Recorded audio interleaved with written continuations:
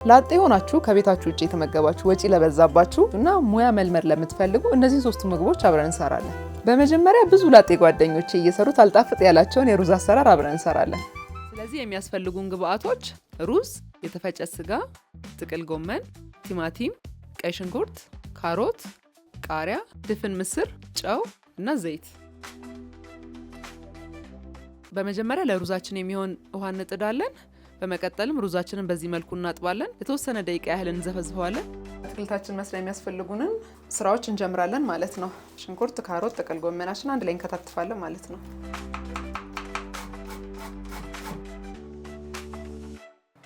ውሃችን ተፍለቅልቆልናል። ስለዚህ እዚህ ላይ ትንሽ ዘይት እናደርግና በጣም ትንሽ መጠን እንዲሁም ደግሞ ጨው ትንሽ ሳናበዛ እናደርጋለን። ከዛ የዘፈዘፍነውን ሩዛችንን አንድ ጊዜ ውሃ ቀይረንለት እንጨምረዋለን ማለት ነው። ሩዛችንን እንመልከተው። ሩዛችን በደንብ ከመብሰሉ በፊት ድፍን ምስራችንን ላይ እንጨምርበታለን። ምክንያቱም ድፍን ምስርና ሩዝ እኩል የመብሰል ባህሪ ስለሌላቸው ማለት ነው። ያው በዚህ መልክ ጨምረናል። የጣድነው ሩዛችን እስከሚበስልልን ድረስ ከጎን ያለውን ሁለተኛውን ስቶቭ በመለኮስ አትክልታችንን እናበስላለን ማለት ነው። በመጀመሪያ ዘይት እናገላለን። ከዛ ከትፈን ያዘጋጀነውን ሽንኩርት እንጨምርበታለን። በደንብ እስከሚበስል አንጠብቀውም፣ ለብ ለብ ነው የምናደርገው። ከዛ ካሮታችንን እንጨምራለን።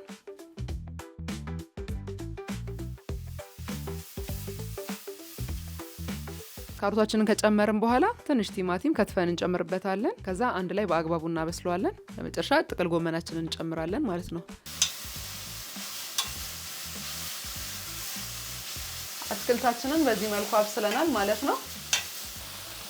ሩዛችንም እየደረሰ ነው። አትክልታችንን አውርደን ስጋችንን እንጠብሳለን ማለት ነው። እዚህ ላይም ትንሽ ጨው እንጨምርበታለን። ያው በምታዩት መልኩ በደንብ ሳይበስል ገልበጥ አድርገን እናወርደዋለን።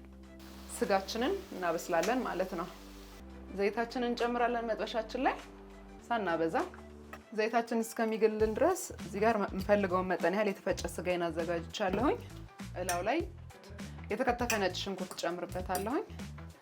ሩዝ ላይ ጨምረናል፣ አትክልታችን ላይም ጨምረናል። ስጋው ላይም ትንሽ ጨው እናደርግበታለን። ትንሽ ሚጥሚጣ እናደርግበታለን። ስጋችንን እላው ላይ እናደርጋለን ማለት ነው።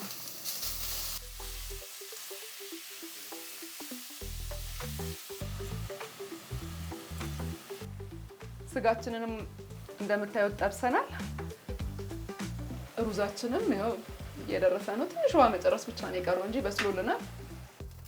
በምታዩት መልኩ ስጋችን ተጠብሷል። እዚህ ላይ ሩዛችንን እንጨምራለን። ያው ሩዛችንን በስሏል በአግባቡ። ሩዛችንን ስጋችን ላይ እንጨምራለን።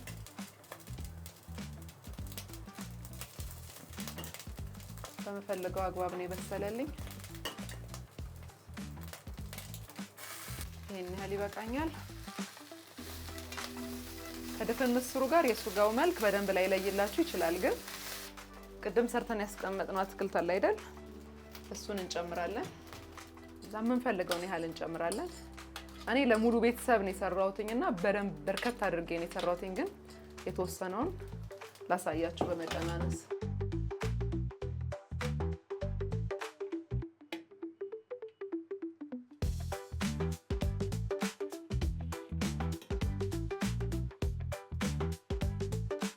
ያው ቃሪያው አብሮት እንዲበስል ስላልፈለኩኝ ነው። መጨረሻ ላይም ግን መጨመር ትችላላችሁ። ስለዚህ እንቅመሰው ምግባችንን። በጣም አሪፍ ሩዝ ነው የሰራነው። በመቀጠልም ሩዙ ጊዜ የሚወስድባችሁ ለመሰላችሁ ከስራ ደክማችሁ በምትመጡ ሰዓት ቀልጠፍ ያለ የሽሮ አሰራርን ደግሞ አሳያችኋለሁ።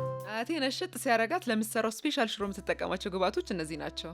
ነጭ ሽሮ፣ በርበሬ፣ ቲማቲም፣ ቃሪያ፣ ነጭ ሽንኩርት፣ እንቁላል፣ ዘይት፣ ቀይ ሽንኩርትና ጨው እንጠቀማለን። ያው እንደተለመደው ሽሮ ስንሰራ መጀመሪያ ሽንኩርታችንን እንከትፋለን። ከዛ ደግሞ ቲማቲማችንን እንፈቀፍቃለን። ከዛ በመቀጠል ሽንኩርታችን ውሃው እስከሚጨርስ ድረስ እናበስለዋለን።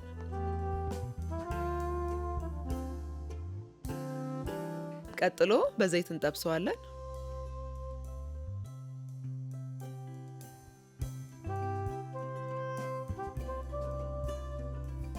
በመቀጠል ትንሽ በርበሬ እናደርግበታለን ለከለር ያህል። ምክንያቱም ያዘጋጀነው ነጭ ሽሮ ስለሆነ። በመቀጠል የበርበሬ ቁሌታችን ላይ ያዘጋጀነውን ቲማቲም እንጨምርበታለን። ፈጠን ፈጠን እያልኩ ማሳያችሁ አንደኛ ጊዜያችሁ ላለማሸማት ነው፣ ሁለተኛ ደግሞ ብዙዎቻችን ሽሮ ስንሰራ ተመሳሳይ የቁሌት አሰራር መንገድ ስላለን ነው። እንደዚህ ቁሌታችን ሲደርስልን ነጭ ሽንኩርት እንጨምርበታለን። ነጭ ሽንኩርታችንን ካዋሃድን በኋላ ውሃ እንከልስበታለን። እንግዲህ ከዚህ በኋላ ነው አያቴ ሽሮ ላይ የምትጠበበው። እንደምታዩት እንቁላላችሁን ታዘጋጃላችሁ። ከዛም በአግባቡ እናዋሃደዋለን። የከለስነው ቁሌታችን ስለደረሰልን ሽሮአችንን እንመታበታለን። ሽሮአችን እስከሚበስል ድረስ ትንሽ እናንተከትከዋለን። ከዛ ደግሞ ትንሽ ጨው እንጨምርበታለን። ሽሮአችን ስለበሰለ የመታነውን እንቁላል ላው ላይ እንጨምራለን።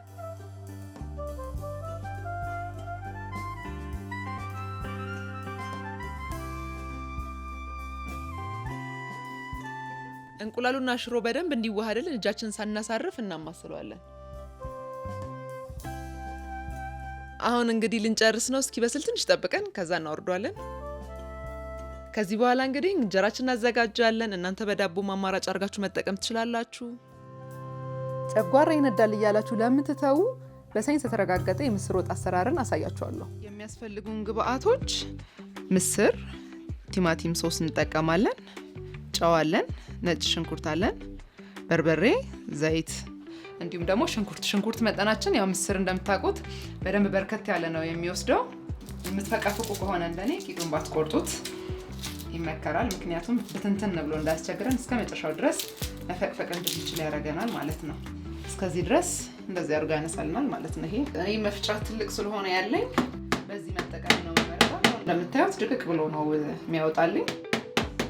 ምስራችንን በደረቁ ይሄ ጎላ ጎላ ያለ ነገር እንደዚህ ስንገዛው እንትን ሊፈጠር ስለሚችል እሱን ከውስጡ እንለቅጠቅማለን። በዋናነት ምስር ጨጓራን የሚነካበት ምክንያቱ ምንድነው? በደንብ የመታጠቡ ሁኔታና እቺ ውስጡ ያለችው አለች አይደለ? እንዴት ነው ለዘር እንትን የምትለዋ እሷ ነገር በስነ ስርዓት መወገድ መቻል አለባት ማለት ነው። እስከ 10 ጊዜም 8 ጊዜ ምናምን ሊወስድባችሁ ይችላል የእጥበት ሁኔታው ማለት ነው። ይሄ ነጭ የሚመስለው ነገር ይሄ እንደ አረፋ ነገር የሚያወጣው እንትን ከውስጡ መጀመሪያ መልቀቅ መቻል አለበት ማለት ነው። አሁን እንደምታዩት እንትኖቹ እነዚህ ነጫጭ ቅንጥብጣቢ እንትኖቹ መውጣት ጀምረዋል። ይሄው እንደዚህ ስፍፍ እያለ ነው። ነገሩ ውሃውም ለፍረስ ስላለ በደንብ አያስታውቅም። አንጻራዊ መሻሻል አለ።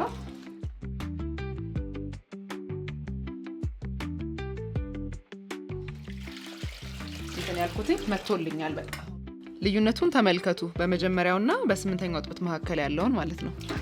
ንጹህ ውሃ መጥቶልኛል። ይሄንን ደግሞ በምንድነው ማረገው? ቅድም እንደነገርኳችሁ በማጥለያ ላይ አርጌ ነው ማጠለው ማለት ነው።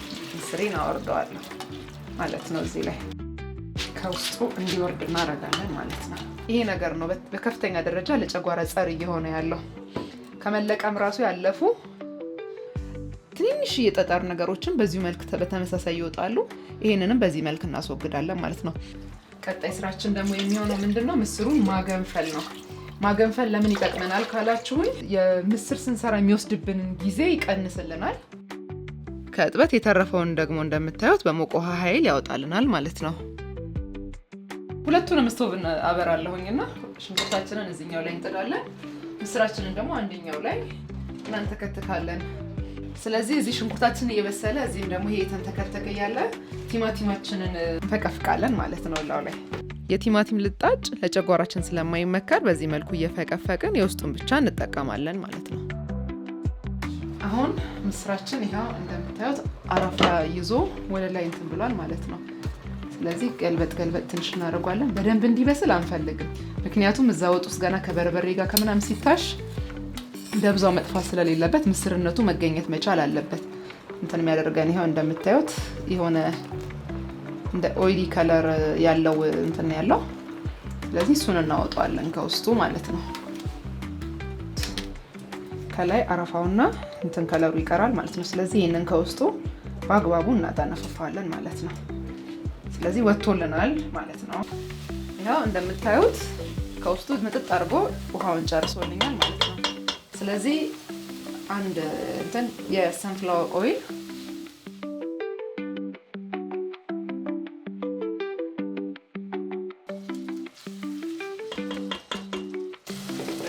እንጨምር። ያው እንደምታውቁት ሌላኛው ጨጓራችን የሚያሳምመን የበርበሬ መጠናችን ነው። ስለዚህ በርበሬ መጠናችንን አናበዛም ማለት ነው። በትንሿ ማንኪያ ነው፣ ትልቅ ማንኪያ አይደለም። ይሄም የምታዩት 5 ማንኪያ ያህል አድርጌበታለሁ። ያው ምስር እጅ ይፈልጋል። ምናልባት እንደምታዩት ትንሽ ነጣ ያለ ነገር ይመስላል። ነገር ግን ከለሩን ለማምጣት ደግሞ ምን እናስተካክለዋለን? የቲማቲም ሶሳችንን በመጨመር ማለት ነው። እዛ የቲማቲም ሶስ 2 የሾርባ ማንኪያ ካደረግን ይበቃል። የፈጭተን ያስቀመጥነውን ቲማቲም አንድ አንጨምረው፣ ለተወሰነ ትንሽ እያደረግን በዚህ መልኩ ማለት ነው። ከውሃ ይልቅ በቲማቲም ማብሰሉን እመርጣለሁ እኔ። ይሄን ያህል መጠን ሽንኩርት በቂ ነው። ሽንኩርቴን ጨምራለሁ። በዚህ መልኩ የተቆላላው ስልሳችን ላይ ቅድም ያገነፈልነው ምስር እንጨምራለን ማለት ነው። ስለዚህ ከስልሳችን ጋር በዚህ መልኩ እናዋህደዋለን ማለት ነው። ምስር እንደሚታወቀው በጾም ወቅት በብዛት አዘውትረን የምንጠቀመው ምግብ ነው። ከምናስበው በላይ በርካታ የጤና ጥቅሞችን ይሰጠናል። አንደኛ በደማችን ውስጥ ያለውን የስኳርና የኮሌስትሮል መጠን ያስተካክልልናል። በሁለተኛ ደረጃ በውስጡ የብረት ማዕድን ስላለው የደም ማነስን ይከላከልልናል። በሶስተኛ ደረጃ ደግሞ በእርግዝና ጊዜ የሚከሰቱ የጤና ችግሮችን ይከላከልልናል ማለት ነው እና እንደ ተጨማሪ የአንጀት ካንሰርን ለመከላከልም ይረዳናል። ስለዚህ አሁን ይበቃዋል ብለን ያሰብነውን ውሃ እንጨምርበታለን ማለት ነው። ጨዋችንን ጨምረናል። የቀረን ነገር የለም። ሁሉን ነገር በስነ ስርዓት አድርገናል። በጣም ቆንጆና የሚጣፍጥ የተሳካለት ምስር ሰርተናል ማለት ነው። ስለዚህ አሁን ተንተክትኮ ትንሽ ደቂቃ እንዲበስል እንተወዋለን። እሺ ይሄው የጣድነውን ምስራችንን አሁን ከፍተን ቼክ እናደርጋለን። በጣም በቆንጆ ሁኔታ የተንተከተከልን ነው። ሌላ ነገር የተጨመረበት ነገር የለም። እያያችሁት ነው ውፍረቱ፣ ቲማቲሙ ምናምን ሽንኩርቱ አሪፍ ውፍረትን ሰጥቶታል። ትንሽ ይንተክተክ።